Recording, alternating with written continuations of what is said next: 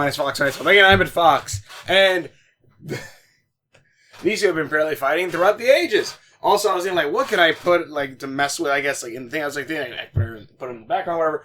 But, this is probably the best thing I have to match up with this, which honestly it fits.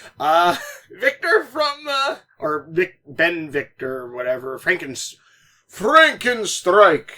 Oh, wow, his back is legal. From Ben 10, which actually I got this, like, from, eBay. I purchased it from eBay, because, and also, like, if you want to try to get him, like, fully with, like, both pylons and all this other stuff together, that's, like, $70, $50, $60, $70. It's a lot of money for one figure. That's, you know, something that cost about, like, $10 when it first released. Which, you know, whatever, I get it. Like, there's an Ep2 one I want that's, like, $1,000 something. I'm not buying that anytime soon, but, you know. With Victor. There's also Ben Wolf and Ben Mummy, which Ben Mummy is new. Ben Wolf I had the first time. Which also thing that sucks too is, I know it's tangent, but like I think Ben Mummy and Ben Victor in the store, in the packaging ones, way a long time ago back when that happened. I think that was solely when I was getting out of doing like buying figures and toys and stuff. And then like years later, I'm like, man, I should have got those because they're like the coolest ones, and then I could never find them again. But anyways, this is episode 2 of Creature Commandos. Which, this very much goes more into, the bride's backstory, if anything else. As well as kind of following up on stuff that happened afterward. Kind of stuff that happened afterward from the last episode. But it very much is the bride's story. While also, while also dealing with Cersei. Because pretty much, not only did Frankenstein's, like, I don't know, late groundskeeper noticed the two going in, so did some of Cersei's men. Notice, you know, they went to the castle, they alert Cersei, who then sends her men in with her, and pretty much while the bride and Mina are trying to find some kind of pendant, some kind of necklace. We're not entirely sure what the significance of it is. I think like it's some kind of magical artifact or something, but it looks like it could be. I bet it probably is something magical, but pretty much it goes more into her backstory, where we're getting slowly flashes of what it was, what everything was. That's the necklace back then, where she was made.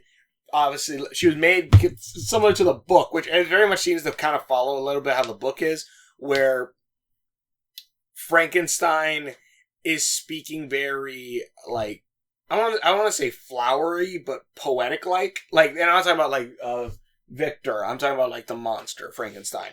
I'm just going to say that. But anyways, like, he's very, very poetic, very, like, somewhat well-spoken, but also still very childish in the mind, which is pretty much kind of what he's like in the books from remembering, at least from, you know, Over the Sky Productions thing. And I think I actually did read the book, too, I think we did read the book in high school. There's a lot of books that are like, oh, you read, like, I never read Animal Farm. But, like, yeah, but really that was, like, a big thing. Really? Or, like, I think it was, like, it was kind of going off subject. There's also that one with the Mockingjay. No, it wasn't Mockingjay. I can't remember what it was. But it was, like, racism and, like, the court case, stuff like that. And I'm like, oh, shit. Yeah. But I never seen it. I never read it. But, it goes into our story how the bride was created because like the Frankenstein said, like, you have a wife, I want one, so that way I'm not always alone, I'm a monster. Victor says, like, I only made you because I was trying to study life, like, I would need to study you more, and the monster's like, no, either make me a wife or I'm going to start killing things you love, and he's like, okay, fine. And pretty much but unlike the book, where he doesn't fully go through with making the wife. Like, I think he makes the body, but then eventually he just destroys the body. And he's like, no, and then, like, you know, runs off to Antarctica, and then monster chases him there and kills him. In this, they do make the wife, obviously, the bride, who then, again, the monster is, like, a child in the mind, in a sense. Where, like, doesn't know anything. And Victor brings up, like a baby learns through being in the mother's womb and all this stuff. She's just jarring awake.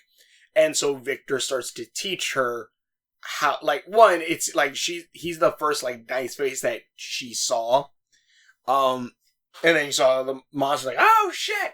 But she then learns from Victor. Victor teaches her things, teaches her how to talk, how to, what is what, words and all this other stuff.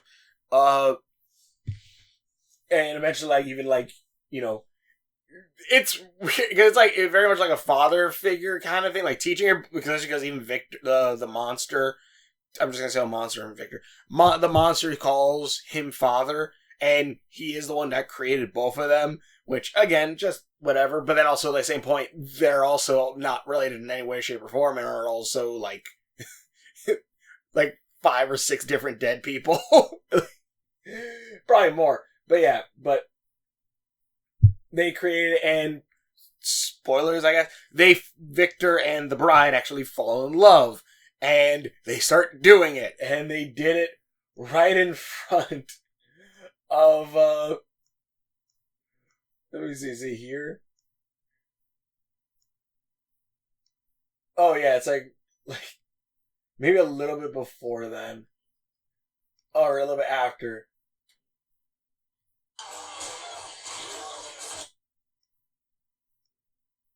Yeah, well, there's a right in front of the monster, and it's like, oh shit!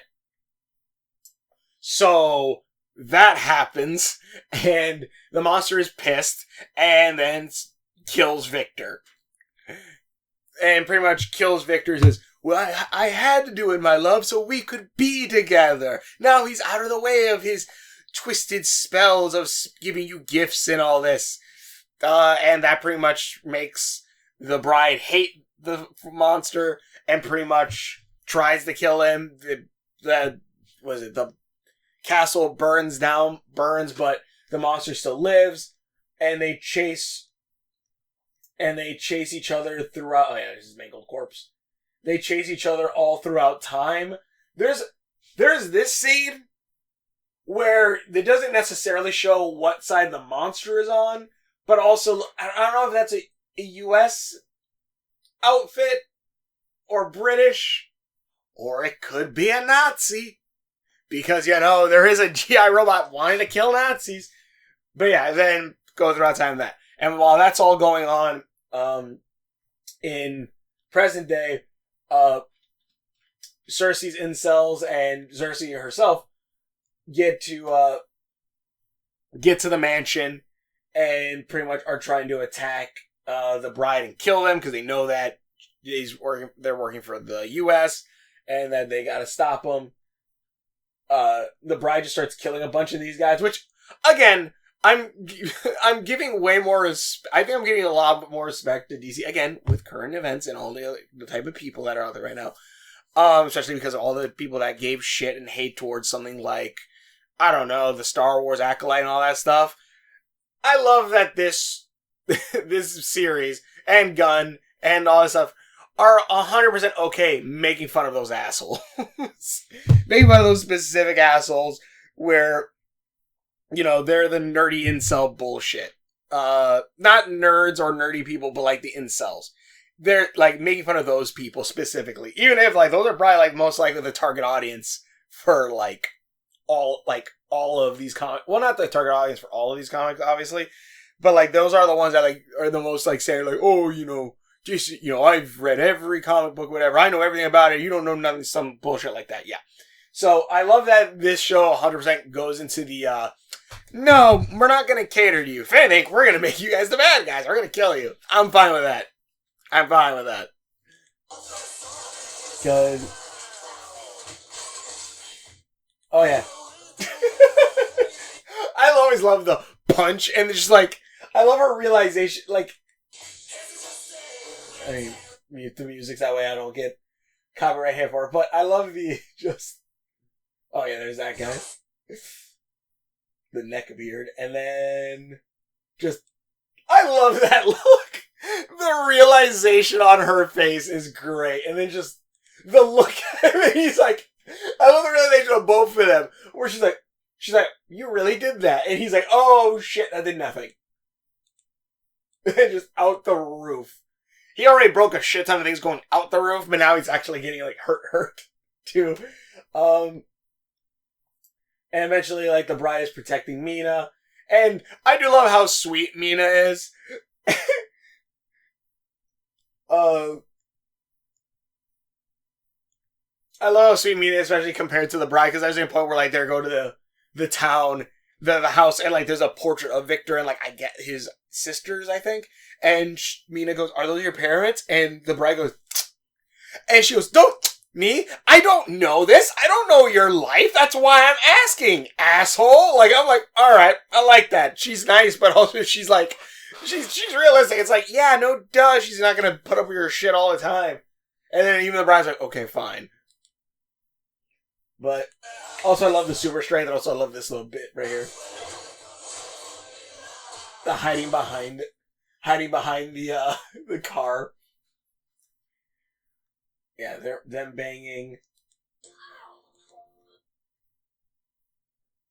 It looks like the bride might lose.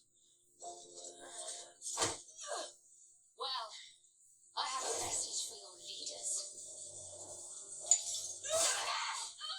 Which also I remember, because again, I didn't see the show, but I was on Twitter. The people who were like, oh, like, you know, this is a Wonder Woman bad guy. She did this. Why would a piece of glass cut her? It's a different version of her. Shut up. Especially because some of you guys are probably the ones who went to my death battle. Oh, well, come on, shut up. God damn it. Then again, maybe it's not, because again, I hate toxic fandoms where it's like every side of it's toxic as shit. And that's very much like death battles or like this. Anyways, beside the point. That's a whole different thing. Anyways. She doesn't have nuts, but she still got a gooch shot. Also, I'm guessing that belt must give her some kind of powers. And pretty much, they get kind of the crap beat out of her. Like, this girl gets her arms turned into wacky flaking R2 men. Mina gets shot. Or at least her helmet gets shot. Guess what I bring you, Miss? She made him lemonade. I do love that, the bride says sorry to Mina, and Mina just goes, go fuck yourself. I'm like, yeah, I love Mina. The bride is probably still one of my, actually, all of them are very, like, charming, I guess. Freaking this guy. And then also, while that's all going on, Rick is kind of getting, like, bandaged up by the princess, who then the princess is trying again, like, taking a peek at, like, his naked chest, and then, like, you know, laying it down, like, oh, I like you. And Rick's like, maybe back up, like, we can't be doing this. She's not taking no for an answer, which, that's a problem of itself, but that's a different problem, but, And then he grabs her ass like it's... He grabs her ass like, I'm like, holy shit. And they bang, and while that's going on, Dr. Phosphorus outside is like, or Atoli here, goes like, I need to speak to the Frick Flag. And he's like, give him half a minute. He goes, these guys are just standing out the bathroom, like, give him half a minute. And he's like, you're right. He's an older man. He has more experience. Give him a whole minute. It's like, God damn it. They're great. And then, like, even this guy goes like, why are you smiling? And Dr. I was like, whoa, bigot. I'm a skeleton. I'm always smiling. You can't... He goes, well then, are you smiling? He's like, well, yeah, but you can't tell. I'm like, you smart ass. And mind you, yeah, like, because again, one of the big things that people are giving, or the people that are being killed by the creature commandos who are following Cersei, what a lot of them are doing is like, they're just the Guardians of the Galaxy again, kind of. I'm like, kinda, sorta, I guess. Like, it is like a group of misfits all brought together. And, like, the thing is that and also they're bad guys. Because here's the thing about bad guys, at least a really good thing about them, is that a lot of them have egos or personalities. Well, not all of them are really bad guys. Like, the bride isn't really a bad guy, neither is Mina. And G.I. Robot has been killing Nazis, but Dr. Phosphorus is a bad guy, and Weasel, I think, is probably... Well, Weasel has to be a bad guy if he's killing kids. Anyways, they are misfits. They're not, like, studious good guys. So you have a lot to work off of with this, versus something like, let's say, I don't know, Batman v Superman, where Batman and Superman kind of are both dark, brooding anti-heroes in those movies. So there's not really a lot to work off of in that. Hell, everyone I think is like dark, moody, and brooding kind of in that entire whole thing. It's like, I think even Wonder Woman. So like there's not really a lot to work off in that sense. So yeah, you can get, having a bunch of misfits together, joking off each other, stuff, I think is pretty great. Though I think Dr. Phosphorus is way more, like, way more of a smartass than maybe Star-Lord is. And then, like, G.I. Robot, I think works different than, like, say, Drax. Again, they both are kind of like the quiet, like, single-minded ones. The Bride of Gamora, kind of ish, similar. Mina, I don't know, would it be Mina and, Mantis? No, because Mantis, I feel like is way still more doe-eyed, where Mina is like, she knows when someone's being an asshole, and Weasel's just Weasel. He's not like he's Rocket or anything. But yeah, and also, like, they seem to be setting up Frankenstein a lot. I don't know if Frankenstein's going to be, like, the main bad guy by the end of this, or if he's going to join the Commandos. But yeah, but it is cool seeing these two kind of slowly bond. It's cool seeing, it's funny seeing Riptide with the princess, which also, I do love too when, eventually when, I think his name is Ali or Atoli, right? Like, when he does tell Rick Flag, he's like, why did you let him tell me sooner? And Foster's like, sorry, I was being a bro. And he's like, you know what, cut the martyrdom. 2 hours ago you were trying to kill me, so shut up. he's like, yeah, and I'm like, yeah, that's true. Like, shut the hell up. You did try to kill him a minute ago. But, yeah, like, complex, considering 2 hours ago you were trying to murder me. Yeah. Oh, yeah. A dirty Nazi general. Also, one thing I actually noticed I actually really like about that G.I. Robot's arm. Sue me for being a bro and doing you a favor. Some favor. It seems according to you, I can't do anything right. Oh, I forgo the martyr complex, considering 2 hours ago you were trying to murder me. Is this one a dirty Nazi general? I love how you saw Phosphorus' pilot and was like, oh shit. But also on that same note too, I love how his hand, like, switching this way and then, like, going down here and retracting, not only looks like a World War II gun, it looks like both, like, the hand is the trigger, but also the magazine of the gun itself. And, like, you know, you saw his hand go back here, and then that also cocked the gun. I'm like, that's a lot of, like, imaginative way of doing that with his hand. Like, to make it, like, a gun and all that stuff. I'm like, that's really cool. I really, really like that. That's pretty badass. I love that. But yeah. And then obviously, yeah, I think that's pretty much it. Oh, yeah. This guy's great.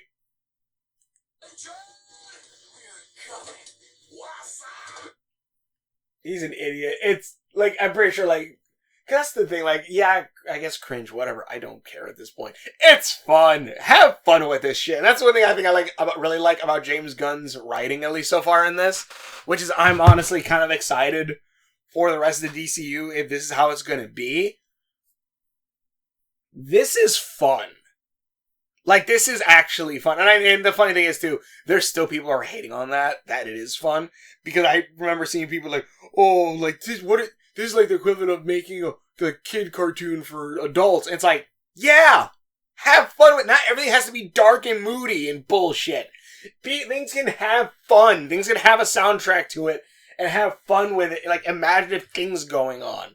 Like, that's why it's like, there's some shit that I'm just like, like, I'm like, I don't really, like, okay, Invincible. Like, the superhero show Invincible. I was kind of like, okay, yeah, kind of. And then kind of watching, I'm like, I kind of also don't care about this. Like, it's like, I get it. He gets the shit kicked out of him a lot. Okay, fine, whatever. Like, he gets the shit kicked out of him, and also, I don't know. I didn't like it, and then, like, the girlfriend thing really just turned me off, and I was like, turned me off of the whole thing. I was like, no, I don't like it. I don't like the girlfriend, I don't like this, I don't like any of that.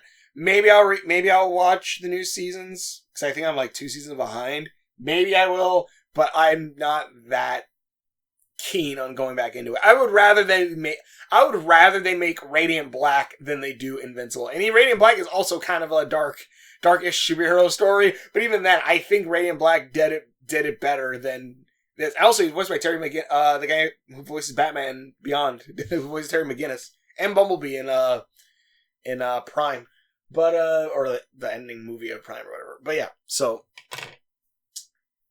yeah, that's this so far. I'm excited to see more of what happens.